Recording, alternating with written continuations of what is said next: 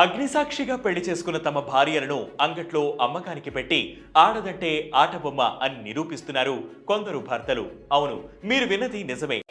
అవునా, నిజమా? అక్కడ భార్యలను డిమాండ్ ఎక్కువగా ఉంటే అమ్మడానికి కూడా సిద్ధపడతారు. అది ఏ దేశంలోనో అనుకోకండి, ఇది జరిగేది మన దేశంలోనే.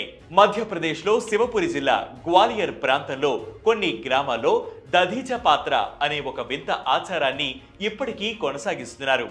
అక్కడ డబ్బు ఉన్న మగవాళ్లకు ఒక అరుదైన సౌకర్యం అందుబాటులో ఉంది.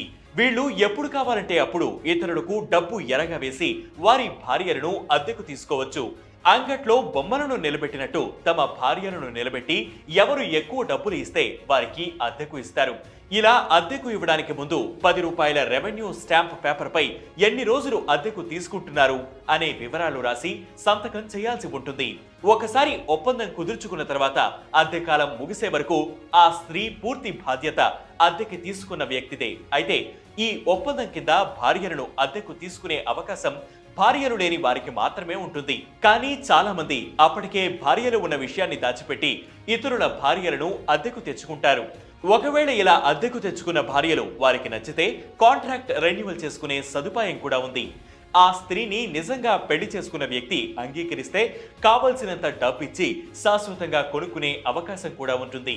అద్దెకాలం పూర్తయిన తర్వాత ఆ స్త్రీతో అద్దెకు తీసుకున్న వ్యక్తికి ఎలాంటి సంబంధమూ ఉండదు. ఆ స్త్రీని ఎక్కడి నుంచి అద్దెకు తెచ్చుకున్నారో తిరిగి అక్కడే వదిలి వెడతారు. అద్దె సమయం పూర్తయిన తర్వాత ఒకవేళ ఆ స్త్రీ గర్భం దాల్చినా అద్దెకు తీసుకున్న వ్యక్తి ఎలాంటి బాధ్యత వహించడు.